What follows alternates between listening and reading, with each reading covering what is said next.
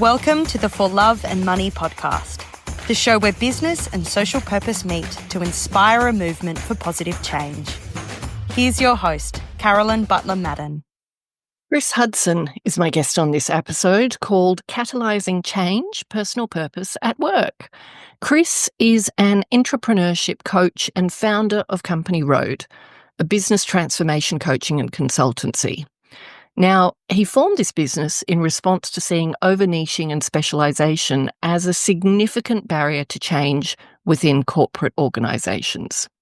During his career, he's worked with some of the world's most ambitious and successful companies, including Google, Mercedes-Benz, Accenture, and Dulux. He continues to teach with University of Melbourne in innovation and Academy XI in CX, product management, design thinking, and service design, and he mentors many business leaders internationally. Chris is also a fellow podcast host. The Company Road podcast explores what it takes for entrepreneurs to change companies and organisations and inspire personal growth for themselves. I've listened to several episodes as well as being one of his guests, and what I love is the breadth of guests and experiences that he shares. There's some real gold in there, sometimes from unexpected places. Now, our interview explores Chris's personal purpose and how it has inspired his work and the way he approaches his work in entrepreneurship coaching, business design, product design, and experience design. It's a fascinating insight into how to blend what you care about personally into your work. Enjoy. So, Chris Hudson, welcome to the For Love and Money podcast. Thank you for joining us. Oh, thanks so much, Carolyn. Appreciate you inviting me onto the show. And yeah, really enjoyed you having on the Company Road podcast as well a little while back. So it's great to share some more stories. I really enjoyed being on that podcast. I don't always enjoy being on podcasts. I like to be on the other side of the table. But I really enjoyed our conversation because clearly you're passionate and curious, and it shows in, the way you interview, certainly the way you interviewed me, and I've listened to a couple of your other interviews. That curiosity is so clear, and it just allows people to share things that I think, make for a richer experience. So thank you for having me on your podcast and being so curious. Very welcome. So, look, I know you know the first question in this podcast, and it's to you, Chris. What do you think? Is there a role for love in business? Yeah, it's a hard one to answer, I think. I mean, I know your guests often answer it in really clever ways. I was thinking about it and what it would mean to me. And my observation is that love is kind of like an intrinsic human desire, right? So it's to the core of what drives us as people, and it's something that we all yearn for.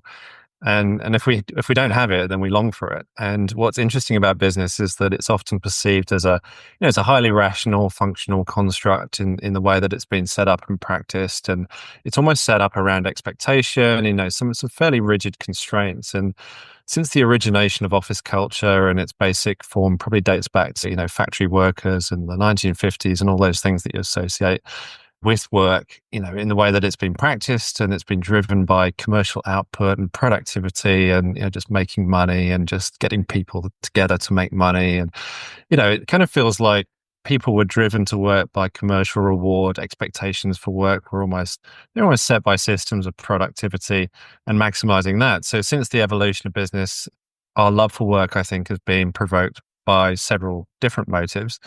And those that are in charge may have been motivated or possibly, through love of something. It could have been love for their company, their success, their earnings, something else, their co-workers maybe.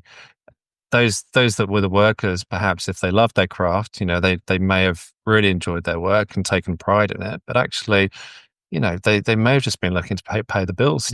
So I think the whole kind of concept of love of work, it feels like it's more recent, and it's a refreshing take on what exists in the world today, which is a workplace that everyone should thrive in and should enjoy, really. So I feel like only since work culture is needed to differentiate itself, that it's evolved to becoming cool and more lovable almost. And now that workplace engagement, cultural initiatives, they're everywhere, but they're still a little bit polarized in the way that they're practiced. So some organizations do it really well, and other organizations just don't go anywhere near it. So it depends on what kind of workplace you work in. But it kind of begs the question around whether love for work can in fact be present in all work environments. And I believe it probably can, but I do know there are exceptions to that, which is a little bit sad, but that happens. So I feel like love for work is probably in the domain and in reach for people who feel like company's purpose and the trajectory of the company is almost aligned to their own purpose, path, vision, values, some of those things. And thankfully that's more common now. And employee engagement programs are pretty common now, and employee experience initiatives are now taken more seriously. So I think it's probably there, but it could be better. And yeah, I feel like, we both play a role in this space in trying to make that work for people within organizations and companies. But I think, there's always going to be that tension in work between what people actually want to do and performance tasks and what they have to do for the gain of the organization that they work for. Yeah, and I think the operative word there, you mentioned it a couple of times, is should be. I think that the opportunity for people to really be emotionally invested in what they do because they're connected to something about it, whether it's the higher purpose or, the overall higher purpose or that particular outcome or their own self-development. That's gold when you can get it. I think it's rarer than people realize. I know when I ask the question, who loves what they do, so many hands shoot up, but then you actually ask a few more questions beneath that and it feels a little bit superficial to many. So, yeah. I also think that love as a concept, it feels like it's almost all encompassing. You can't just like partially love it or slightly like it. It's not like there are different shadings of love. It's either you love it or you don't love it. And I feel like for that reason, it kind of, it's probably why you ask the question, it puts people into that space. Do I really love it? Do I really not? And if I don't love it, I just partially like it, then that's a different thing, I have to tell you a very quick story. Yeah. When I had my agency, we I can't even remember why, but I went down this rabbit hole of brands that people love. And I asked my team in one session, I said, what brands do you really love? Anyway, we had this discussion. And then a few weeks later, one of my senior team came up to me and she resigned. And she said, do you know what happened? What started it? She said, I wasn't even thinking about leaving, but you asked that question. And she said, and it got me thinking. I thought, I love Qantas. I really love Qantas. And she went down the Qantas rabbit hole. And anyway, Qantas were looking for a person to fill a role that she could. And she left and went to Qantas. And she stayed there for a long, long, long time. And, that's one expression of the power of love, right? That's Be careful who you ask the question to. But I think an unexpected question like that in the context of work, like I was saying, it's like a humdrum kind of, the day-to-day of work, something unexpected like that can make you reappraise and reset and just, you're talking about curiosity just before, it just kind of piques your curiosity. Like, what if I did that? And then she walked. So I'm sorry that she did for you at that time, but it felt like it. But it was the right thing for her, right? So, yeah. Yeah. And at the end of the day, that is all you can hope for with good people, is that they pursue what's right for them at the time, and they can personally grow. So, Chris, give us a brief history of Chris that's brought you to where you are today. So just context, give us some background. Context. All right. So, yeah, I mean, I podcast now, but I was a pretty quiet child back in the day. So serious demeanor, probably, what I'd classify as extreme social anxiety. And I was in a boarding school in England, and it was an incredibly difficult time for me. It made me feel really isolated. My parents were away. my dad was working for Shell, and he was working in, Eastern Bloc type countries, so in Prague and Moscow. And for a period of time, I was in the UK, and they were away. So I didn't see them that much. But yeah, I think that sort of feeling of being isolated actually prompted quite a lot of curiosity for the world within me as well. So I felt like I was introverted, but nonetheless curious, and felt like I was able to just see the world in maybe a slightly different way. I don't know, but I had to kind of take a lot in at that point. And yeah, growing up, it led me to pursue quite a few different passions. I was always trying lots of different things out, from art to music, theatre, and getting involved in lots of things, sport, obviously. And it felt that when I eventually landed in the world of work, I wouldn't necessarily have a natural kind of fixed position because there are all these different influences, and I felt like I needed almost a lot of variety in my work for that to be satisfying in some sort of way. So I landed in the world of advertising and marketing, like yourself. So working with big brands like Guinness and Volvo and BT, British Telecom back in the day. And it was just an exciting time for being and working around creative people, and enjoyed that mix of art and science, and the fact that there was a rationale to how creative ideas could be constructed and also perceived. And yeah, so moved from kind of brand and more proposition type work into customer engagement, customer experience. And I was doing quite a lot of work with large organizations that had footprints across many countries within Europe. So sometimes 27, 28 different countries. And you're thinking about how to do whatever, launch a product, launch a car, and then sustain interest with people for multiple years, so 3, 4, 5 years. How do you build programs of engagement, customer experience with those people? And yeah, that was a big part of it. And then ended up wanting to not just do marketing, but create products. So I went into more of an innovation type space where I was creating more creative technology, and then products and service design and innovation and NPD. Spent some time in London also working in an innovation consulting firm and scaling that. And yeah, it was just interesting to see that over there, innovation was just always on, and it was expected. So there was always a pipeline of ideas that any organization at enterprise level would be ready to launch with, and they had to be afraid of, or cautious about emerging threats and competitors coming in to just steal their market share at any given time. So that was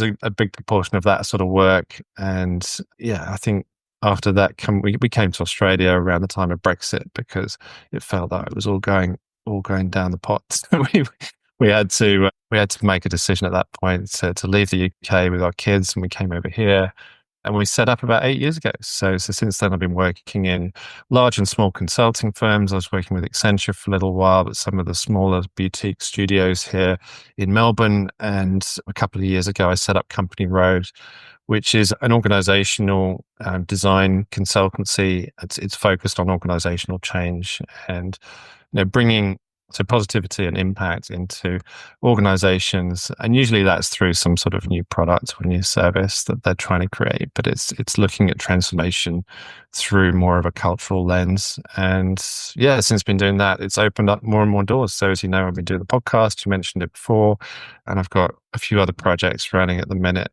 that kind of grow arms and legs every week. But it's it's definitely keeping me interested. And I think, coming back to what I was saying right at the start, where I needed all these things to almost sustain my interest, that's definitely been the case. The main challenge is obviously knowing where to spend your time. Indeed. And what strikes me as you share your background from the UK to Australia. So I imagine the work that you were doing for the companies that you were doing it for, you would have been earning a pretty good salary, right? And so to actually take the leap to start your own business, what drove that? I think you don't know, when you get to a certain level of seniority, you don't know necessarily, without giving more of yourself and all of yourself. It felt like there was a need for me to understand for myself how far I could take it without, without the safety and the security of another organization paying salary. So yeah, it was a hard call, to be honest, because there are always pluses, when you've got 3 kids and you've got certain commitments in your life, and your kids need, a lot of support and infrastructure. We've got ASD and ADHD diagnosis, and in our kids, and there's a lot of support infrastructure that we need to have in place. So it felt like we needed to be sure that it would work, and you don't know until you try, right? It was kind of like, do I just go and freelance? And then I didn't do that. I did do that, but I set it up almost within a brand, within Company Road. And then I thought, well, what can I do to build Company Road, and how do I network? And then I started thinking about, how I could connect with other like-minded people that were also looking to bring more impact into their organizations. And then this topic of entrepreneurship came up, and just as an idea, kind of brought everything together around how to help people establish and create more momentum, more impact within their organizations as entrepreneurs. And that's all just led to more things. So I think, yeah, why did I do it? Because I had to do it to know whether I could do it for myself. And it's been challenging, but at the same time, totally and utterly rewarding. So yeah. And I think, we both know Andrew Griffiths. I read his book, which is... Which one? He's got about 15. I know he's got a ton of books. Yeah, somebody has to be the most expensive person. Why not make it you? Or along those lines. I can't remember the exact title. But yeah, I read that and I thought, okay, well, people out there are representing value for themselves in a lot of different ways. And I feel like I've got value to bring to the world and to other organizations. So I may as well give it a crack and see whether people are prepared to pay for that. So that was good. It was an affirming step, but somewhat daunting. Yeah. And then it gets even more daunting the further you get into it. But you said, you were at a senior level and you can only go so far, so you're limited. And that question you posed, how far can I take it? Again, that suggests to me this innate curiosity in you, and the desire to have the freedom to explore it. Yeah. Would that be right? Yeah, I think so. Like I was saying, I mean, you give quite a lot of yourself within. If you're working with a senior role, then you're committed to that company, obviously.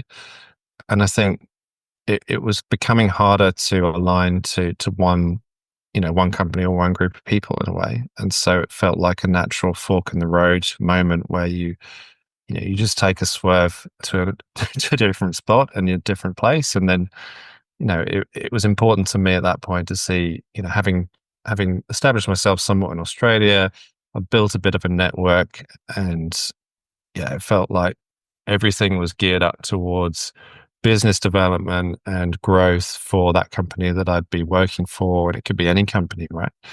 And at that point, you're thinking, well, okay, do I devote everything to that? Or do I devote all of my effort, enthusiasm, curiosity, creativity towards something else that I can also shape and move into different directions? And because I wanted to experiment with a lot of different things, that felt like the natural choice.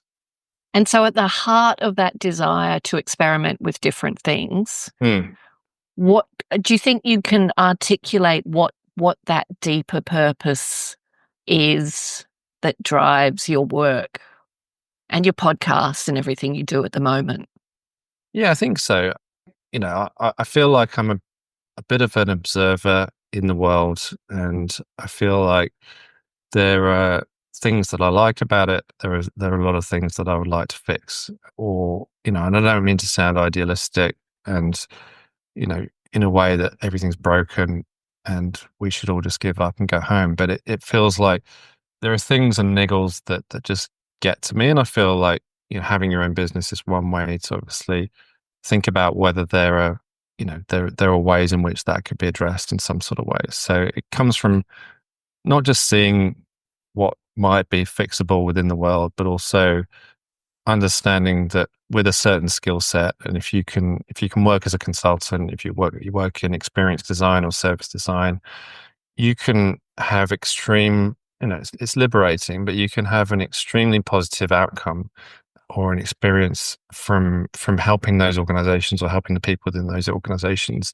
achieve something and move them along and provide perspective in a way that can be helpful. And I feel like that drive to not just liberate some of the constraints that sit within businesses and organizations, but also help them as a catalyst for moving them through steps of change and through transformation. I mean, it's a buzzword, but different hoops, and do it fairly easily and in a fun way, and make that experience really rewarding and enjoyable as well. It just felt like that became the calling, really.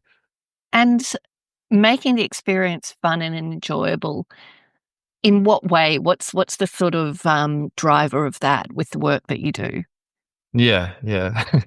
It's a funny one. So one of the things that we're working on separate to this is called Rocky Road, which is a facilitation off, but we essentially parachute into messy project teams and turn it into some sort of sweet success. And it's using this Rocky Road analogy of, the gooey, messy, it's messy and complex, and it's all these random ingredients, and then it comes together into something that's sweet and people really enjoy as an outcome. And I'm working with Lena Patel, and who's an amazing facilitator. So we do relational commercial facilitation, but it sums up what we're trying to do with Company Road in a lot of other instances, where you're trying to, if you're an experienced designer or if you worked in customer experience, then the experience of getting to the answer in an organization can be an experience in itself, without using the word experience too many times. And it feels like if you can design customer experience for end users, consumers, and make that fulfilling, rewarding, useful,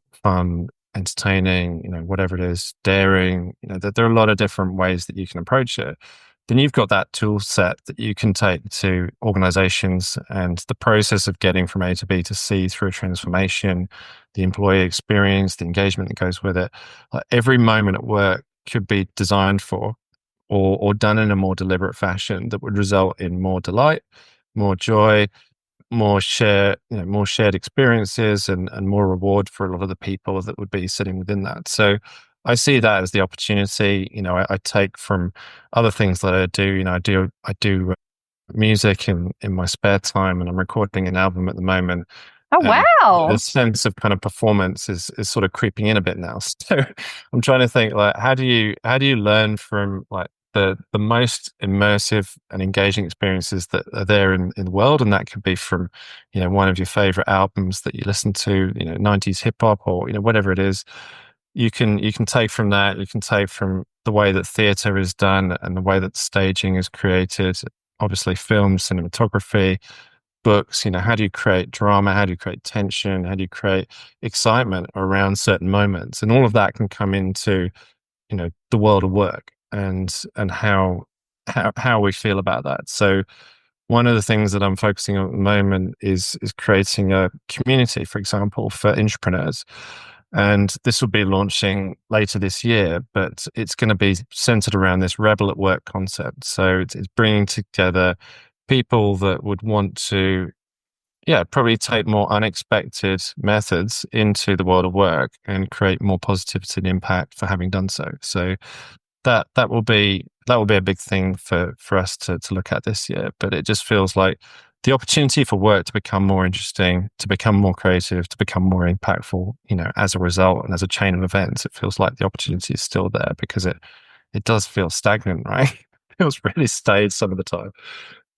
I love what you've just shared. And it goes back to what you described from your childhood as well. And what you shared in the beginning is you're bringing all these threads of your life's experiences and passions into one area, and that's supporting entrepreneurs. And I love the rebel at work idea and building a community. There's a lot of crossover with the work that I'm doing with Phil Preston, which is also about building communities. And I guess it comes back to change, doesn't it? You can't create change alone. And, there are a lot of change makers that you work with and I work with, but it's in community and collaboration that you can actually create that transformation and shift and change. Yeah, yeah. And I think the like I was saying, I use the word catalyst, but if you were doing it by yourself in your home office, by yourself, it just feels like you can only do so much. If you have 10 more people doing similar things, or 100 more people, or 1,000 more people, whatever you can get going, like all of that is greater impact. And the collective influence and the collective knowledge of those people practicing in that way, it can just create this kind of ripple effect of change and possibility, really. So it's getting to that point, which I know is hard. You can't just flick it on overnight, but I feel like getting to that level of shared experience and positive impact would be the goal, really. Shared experience and positive impact. Love it. Enjoying the podcast? If you're looking for more inspiration, head to our website, thecauseeffect.com.au, for more resources on how you can start using your business as a force for good. Or buy the For Love and Money book. Every copy sold allows us to protect 1 square metre of rainforest.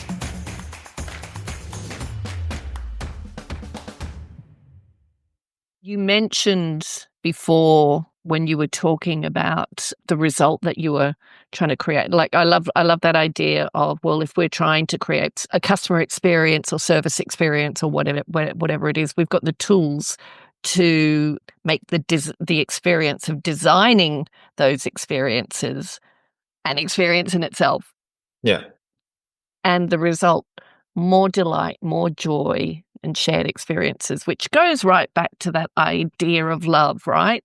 Maybe it's not the word love you use, but it's bringing emotion, positive emotion, and emotional investment in what you do, not just going through, jumping through the hoops or whatever it is. And that's so exciting. That's really exciting. I love that. And I think you're pioneering in that area, I'd say.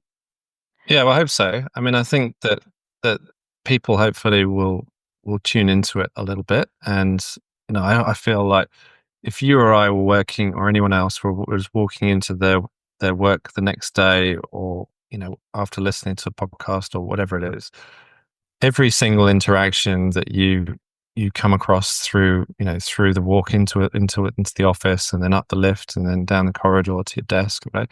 Every turn is basically an opportunity to represent yourself and your personal brand in a positive way that could evoke a reaction, or create a response in some sort of way from either the environment or from some people that or don't know.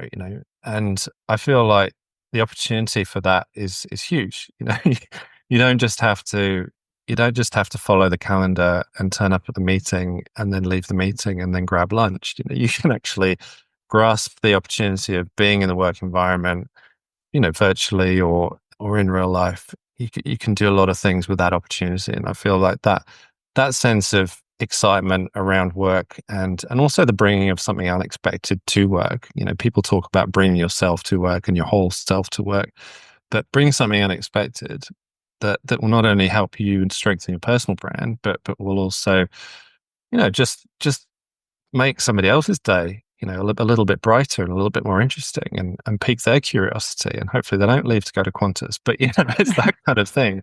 Make the opportunity something more than it is, or you don't have to take everything within the work environment as at face value, because it is just a construct that it's been set in a certain way to keep everything safe and harmonious. But yeah, I feel like the opportunity is still there to change it.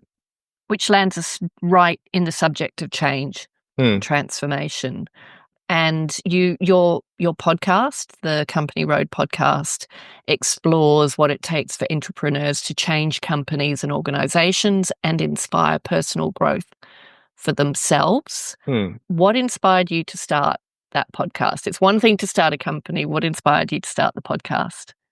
Yeah, so the podcast, it was a real twitch. It felt like at the time I was listening to a lot of podcasts, and it was on entrepreneurs. There was some, Entrepreneurs on Fire, and like all these ones. A lot of them American, quite evangelical. high octane podcasts, I want to say. Some of them are low key as well, but it felt like, I was getting inspired by the fact that people were passionate about something, and I wanted to find some passion within myself. And I thought, well, the only thing that I do a lot of is work, and the only thing that I know a lot about is the work environment. And I'm often consulting, and I'm just like, how can I do something that's interesting to people, and how can I create a conversation that would be a little bit unexpected as well? So it came about as okay, well, let's see how far we can push the story around the soap opera that is work, and what is it about people in their success that we can learn and share with other people, because so much great knowledge, amazing experience is just kept within the walls of organizations, and it isn't more widely shared and dispersed. So it might be recognized internally because somebody gets, a medal at the end of the week, or, employee of the month, or whatever it is. There'll be different initiatives, but if you don't work within that bank, or within that design studio, or within that architecture firm, you don't know any of those things. So I thought, like, there's so much, thousands and thousands and millions and billions of people around the world are working. That's where they spend all their time.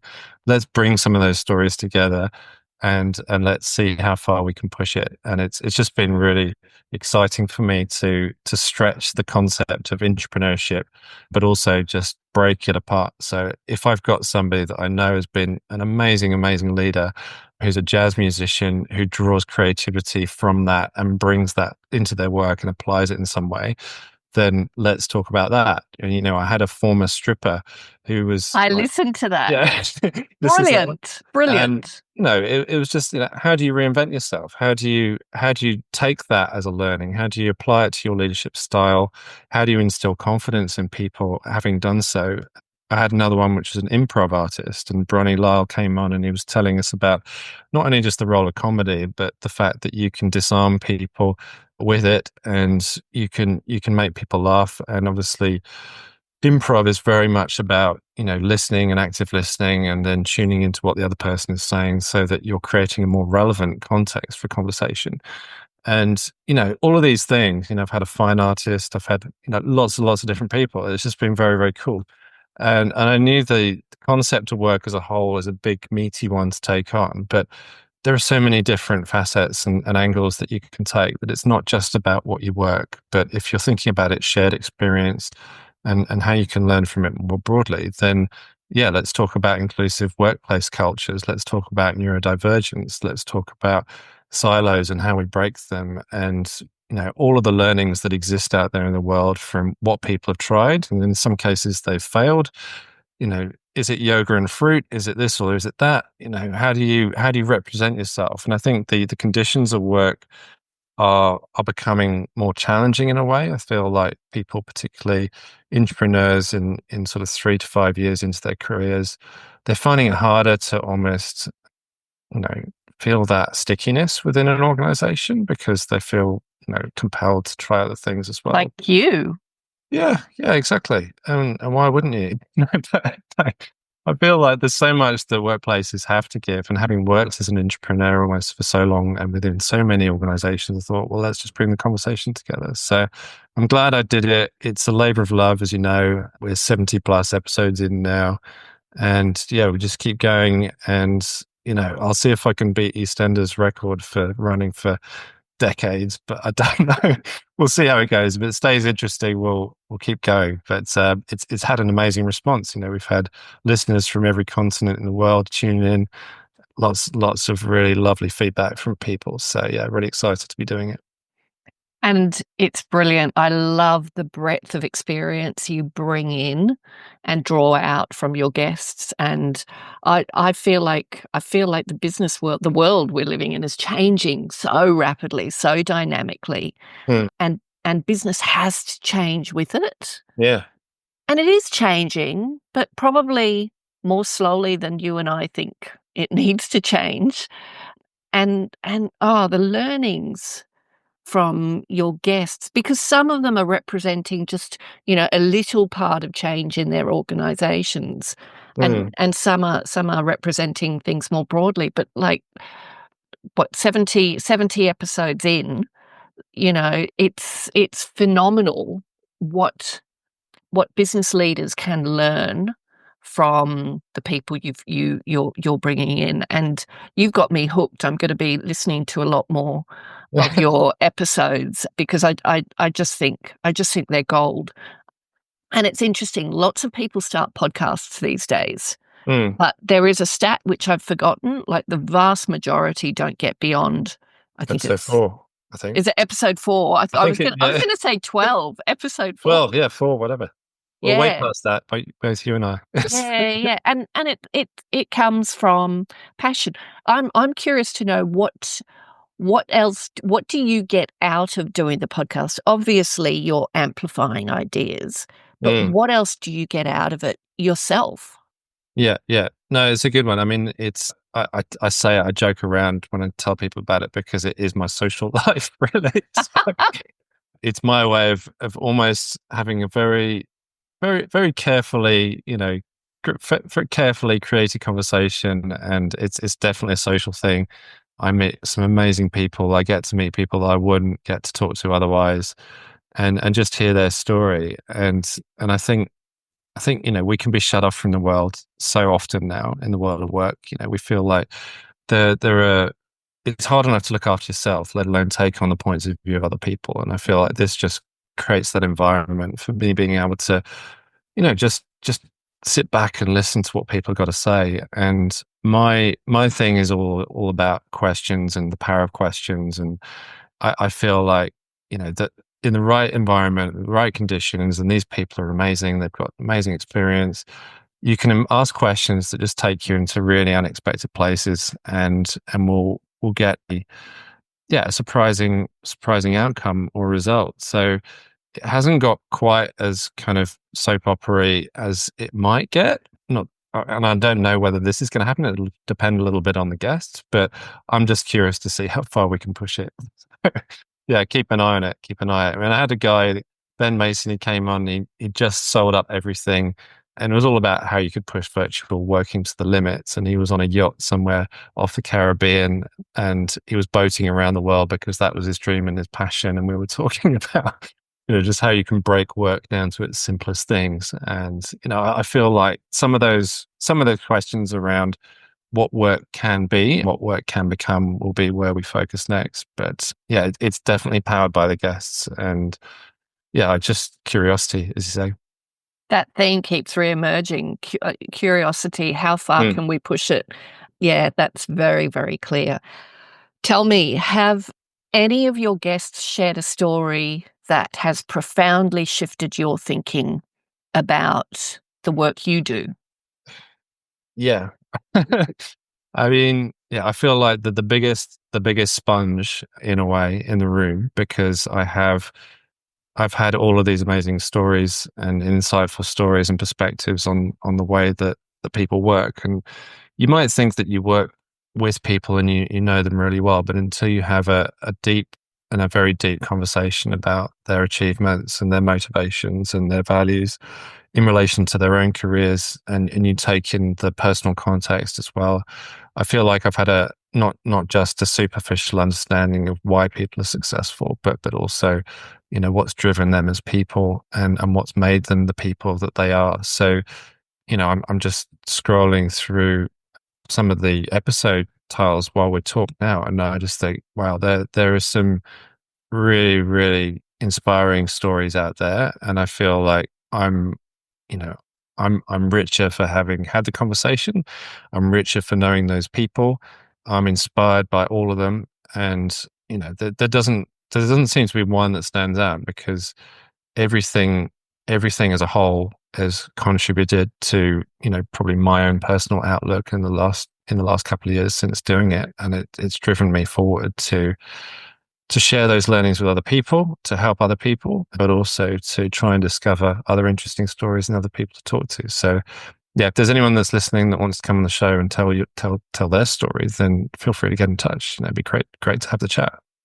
And do you know what? It's a really hard question to answer specifically. I think I was thinking this morning, like, you didn't get these questions. I haven't, you haven't pre-screened this. And I was thinking, if you asked me that question, could I? Because I've got all these amazing people I've interviewed and such rich learnings, but to be able to just pull one out of the drawer and go, yes, this is really challenging. Yeah. But there's enormous amounts of value. And yeah, I know with my guests, things have shifted from that. But also, it is a two-way transaction, right? And something that I know from feedback from my guests, and I absolutely imagine that you would have had the same, is the value to them of being asked the questions and having the deep conversations is at the end of it. So many guests have said, oh, wow, that was really good. That was almost like therapy. Like, it's allowed me to ground myself back into why I do things and what's important to me. And that's a gift as well, I reckon. Yeah. And I think for people to be heard at that level and in that level of depth of conversation definitely prompts that reaction sometimes, because they feel like, I mean, this is a podcast, it's a performance environment, we're both talking, we're both listening, and we're both putting on a show, for the people that are listening. So for a lot of other people, that wouldn't be as natural or expected or usual. So it's definitely one of those things, and they feel so concerned and, in some cases, like really anxious about coming onto the show and sharing things at that personal level. But at the same time, it's just a conversation, and we've had a great conversation. They feel so much better for having had it as well. So it's both. Yeah, it is therapy, not just for guests, but for us too, because we hear about their own process for having gone through it as well. Yeah. Yeah, and it's so energizing, isn't it? Even though, like you said, doing a podcast is hard work, but it's incredibly energizing. I love that it's your social life. Through the many conversations you've had on the podcast, are there any sort of common themes around, what are the catalysts that drive successful, meaningful change in an organization? Yeah. Very good question. I think the heart of it lies, as this podcast is about, it's within purpose and passion. Obviously, you need to have the drive and the motivation to get up every day in the face of adversity and actually just push through the wall and make something happen. How you do that, it depends on your skill set. So, I've had a lot of people that would come from more of a design creative background, other people that are probably more, focused on data, or, they might be marketers, or they might be working in different roles. But how you do it is up to you. I feel like you can draw from your toolkit. It's easy to assess, what skills you can bring to the world. Hard skills are easy just to list out, and you can have a pretty good view on what your more rational powers are if you want to bring them into your workplace, because they'll be on your CV. You can just have another read. But how you do it and what you bring, and I think the overall learning I've got is that your personal brand counts for so much, because how you represent yourself and amplify that skill set and bring it to the world of work within a team environment, and creating not only traction but chemistry and adhesion. With some of the things that you're putting forward as ideas, it's probably that's where the magic is. It feels in that melting pot of chemistry where the soft and the hard skills come together, and your personality is probably carrying, I reckon, 70 to 80% of whatever it is that you're trying to do, but you're putting your own mark on it and making everyone feel like they're part of that process and that change.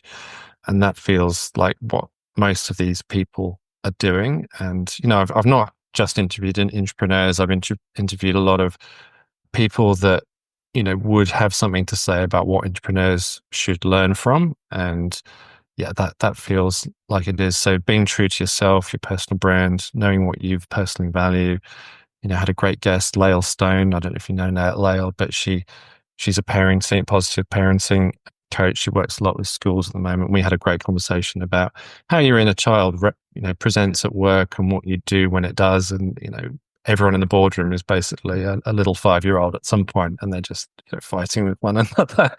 But I think you can learn from how how you perceive other humans in the workplace as well. But you have to start with yourself. Usually you have to know who you are, what you stand for, where you're going. And most of these people do. And then they're able to bring people on that journey and include them as well. So yeah, there's a few things in that, but that's probably what I feel. There's a few things in that, but there's one core thing that I'm going to zero in on, because it's what I fundamentally believe in the work we do with organizational purpose. Everyone talks about start with why. It's start with who. You talk about the personal brand, but ultimate and personality being 70% of it, but it really has to start with who, you as the leader to begin with, or the change maker, the person leading the change, but really reaching into who everyone else is. What is that shared narrative that brings you together, which, you dig deep enough, and that's where you find the unique organizational identity. So I think we're on really similar, we're really aligned with how we think on that, which doesn't surprise me at all. That's fascinating. Thank you for sharing that, Chris. Yeah. And that puts a perspective on work, right? If you're thinking about the who, how much time are we all spending getting to know each other, at a really basic level? But, in the world of work, the whole week can go past just like that in an instant. And you spend the whole week at meetings, you've done this piece of work, but how much is that being used? How much of that time is being used to cultivate relationships with other people and find out about them and, play to their strengths and hear about what they can bring? And I feel like that balance is not quite right. Yeah. Yeah. There's work to do. So how has hosting the podcast influenced your own perspective on leadership? Yeah, I think my perspective on leadership, it was on last week's show as well. There's a conventional and traditional understanding of leadership, which is alpha and often, unfortunately, white male. And it feels like there's a lead with confidence associated with that. And I feel like that's now being reappraised in some way. I feel like leading with humility has been more in my camp, where I'm like a consultative leader. I don't want to be directing people, what to do, but I like to, I like to, it's probably a little bit, broad, but quite democratic, lots of different influences. I want to recognize individuals within the team and then, help them shine in one way or another, but not just make them conform to one particular stereotype. And, for you and I growing up we were both in marketing and advertising agencies, that the stereotypical leadership was done in a certain way, right? So you either went with that and you represented yourself in that way to get promotions and so on, or you decided not to do that and didn't get promotions. It was very much black and white, and you wouldn't get anywhere otherwise. So I think there are learned behaviors that we take on, but the learning, I feel, should be quite carefully tuned into what you feel you would admire as a leader. And for me, having done the podcast, my leadership style is definitely through the art of active listening, through understanding which traits and they don't have to be like big characteristics, but what are the small things that I could learn from every single person that I interact with every day and every week, and how can that improve me? And actually taking the time to think about that and sit with some of those feelings, I think that it reveals a lot of unease and discomfort in oneself sometimes when you see how people do things so well and so effortlessly.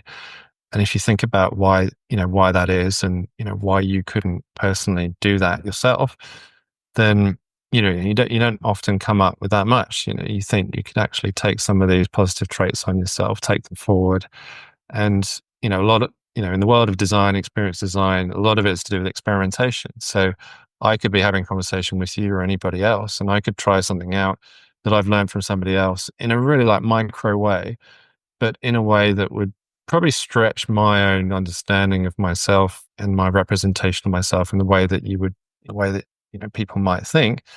And it's not a reinvention, but it's like me trying out something new just to see whether it works or not. You get immediate feedback. People like it. If they don't like it, great. You move on, try something else. So I feel like we could be a bit more laissez-faire with how we try things out in relation to our own personal brand, and that would be how I'm seeing this. From a leadership point of view, understanding how a lot of other people can just influence me, and what can I learn from all of those people, probably collectively. What can I try out? And that curiosity, can result in quite significant change, when it does work out. But when it doesn't, you just learn something from it. Yeah, brilliant. And that bit about experimentation, it's critical. Mm. And that the whole idea of failure, which I know people have become a lot more comfortable with recently. But I remember reading a quote somewhere: if you're not screwing up every now and again, then you're not trying anything new. And we have to try new things. The world is changing underneath our feet. We have to try new things. So experimentation is key to that. But I love the way you talk about just doing it in little ways for yourself, and then sitting with it and, thinking about it and getting the feedback. I have a picture of that statue, that Rodin statue. Rodin, yeah. Yeah. The thinker, yeah. Well, that's it. I mean, there are so many ideas that are in one's head. They're just thoughts, and I definitely internalize that. I've got a lot going on in my head all the time, and I feel like until you translate that into action and get a response back, unless you put something out into the world, you don't know what's going to come back, and so it's therefore not really a fact, or it's not really real, because it's just a thought. So thoughts just get in the way of stuff sometimes, and I feel like some of that manifestation can be really positive, because it'll just show you how the world is intending to receive the thing that you're putting out there. Love it. Love it. What's next for you, Chris? How do you see your purpose evolving in the future, and the actions you take? Yeah, so definitely lifelong learning and all of that sort of thing. I want to see how Company Road can help help organizations get closer to what really matters. What is their purpose? What do the customers need? Help them prioritize things that will create the most value in some sort of way, and increase customer satisfaction and mutual value for everybody.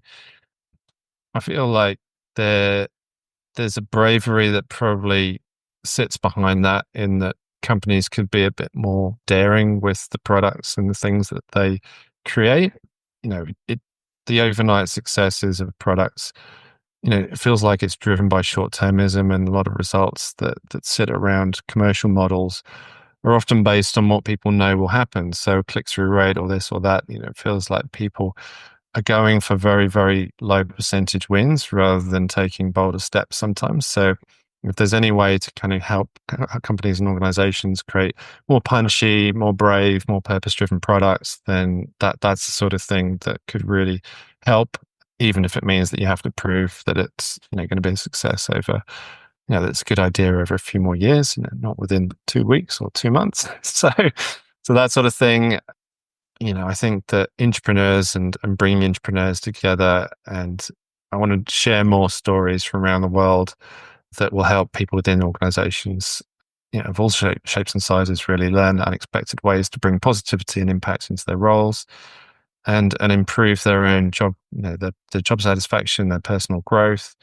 And I think, the nurturing of more innovative and collaborative work environments in Australia in the first instance would be where I'd be focusing. But yeah, there are big goals, right? There's big work to be done. It's just about opportunities, and hopefully through some people listening to this show, there may be the start of future conversations as well. So let's see. I hope so. So what I'd love you to close with is, if you could give one piece of advice to leaders who want to create meaningful change in their business, what would it be? I think leaders need to understand their teams better. and that's not just driven from, from the point of view around their performance management, and what they should be achieving in the month or in the year. It's they need to really get to know those people and think about, what that means for them in their team environment and within their company. So it sounds like it's very broad, but actually a deeper conversation with people would be hugely beneficial. And I feel like the start of that is, like you're saying, understanding the who, but asking the right questions. So there are plenty of materials out there around asking good questions, but I think everyone can walk into their next meeting with somebody within their team and just get to know them a little bit better. For having done so, as we found out through this conversation, you're understanding, what they stand for, what they value, where they're going, where they are right now, what they want to achieve in the world, what they want legacies to be. In some cases, it feels like that is an unexplored opportunity, and the work will get done because it always gets done. But the understanding and the true understanding of people that are delivering the work and what sits behind that. It's not just an engine. It's not just a rational construct, and it's not just a ways to, it's not just a way to help people pay their bills and pay salaries. It has to be something that unites people around a certain cause and a certain purpose. And that if that's not the case for people out there, then they'll move, obviously, because they want to be more fulfilled in their work. So yeah, I think it comes with a deeper level of understanding. Make conversations like this part of your social life if you're a leader, would be probably where I'd end it. Love that. I think that is so, so valuable. But you've opened the door to one final question. Sorry, you did it. Legacy. You just talked about legacy. And and this will be the final question, unless you open the door to another one. But what legacy do you want to leave? Do you hope to leave? That's a big question. Like 5 years from now. 5 years. If you could just dream big, unleash the value that you could, what might it look like?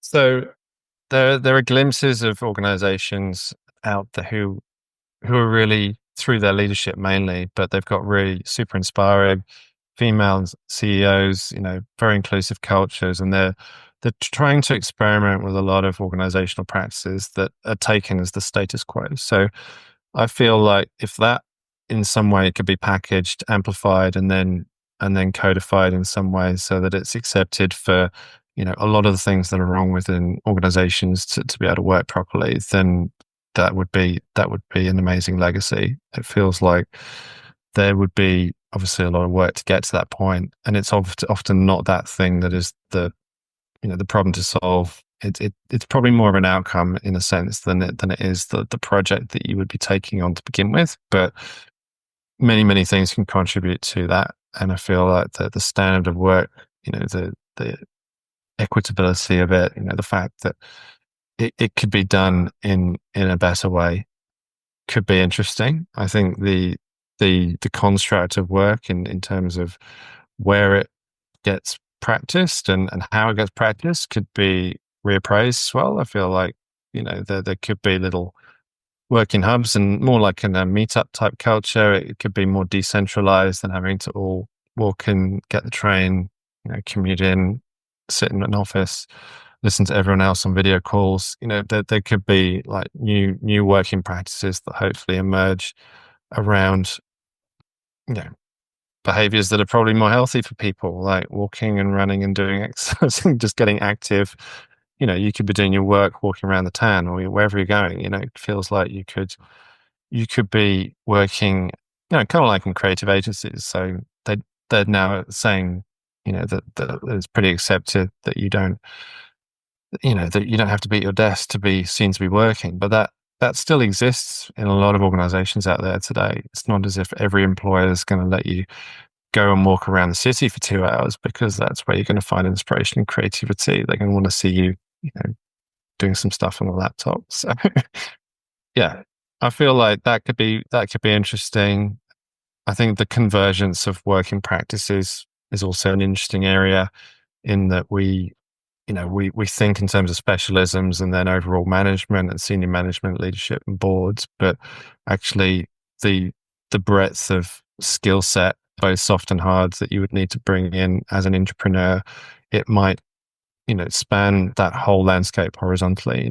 The softness of departmental structures and the expectation of people and how they maneuver within some of those different environments could become super interesting, because customer experience, for example, or marketing customer experience could be owned by 10 different teams right now, or products. It feels like there are so many different ways for a generalist and curious type entrepreneur to just meander through any of those work environments and create more exciting outcomes for having done so. So I feel like if the permission doesn't exist in the world of work today, then it needs to be created, and it needs to be created by the leaders. And I want to help some of the leaders get to that point. But that kind of anti-stagnation would be where I'd probably focus it. Love it. Love it. Chris, thank you so much for joining us. Is there anything else you would like to share with our listeners before we sign off? What do people normally say? How do they get in touch and that kind of thing? Is that? Yeah, and we'll include it in the show notes, but give it a shout out. Oh, yeah, sure. So, yeah, if anyone wants to reach me, so my consultant is Company Road, so companyroad.co.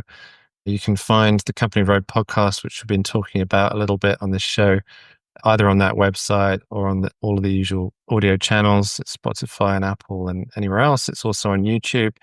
There's a YouTube channel, and I think that's about it. There's Instagram, but yeah, I think that's about it.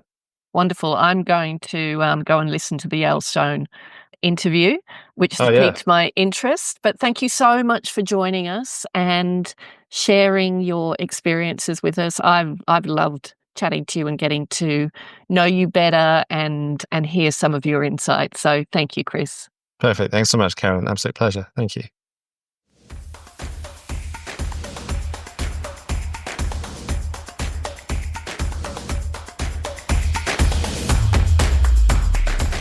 Thanks for listening to this episode of the For Love and Money podcast.